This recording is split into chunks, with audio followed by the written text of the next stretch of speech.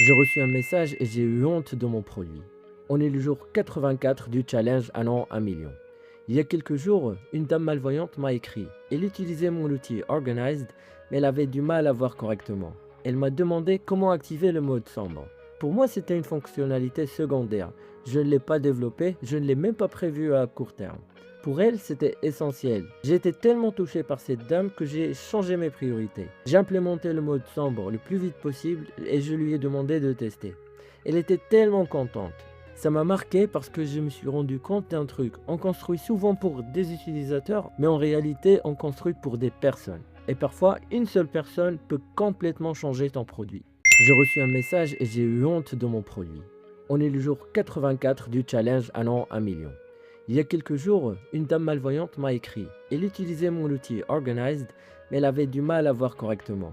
Elle m'a demandé comment activer le mode sombre. Pour moi, c'était une fonctionnalité secondaire. Je ne l'ai pas développée, je ne l'ai même pas prévue à court terme. Pour elle, c'était essentiel. J'ai été tellement touché par cette dame que j'ai changé mes priorités. J'ai implémenté le mode sombre le plus vite possible et je lui ai demandé de tester. Elle était tellement contente. Ça m'a marqué parce que je me suis rendu compte d'un truc. On construit souvent pour des utilisateurs, mais en réalité, on construit pour des personnes. Et parfois, une seule personne peut complètement changer ton produit.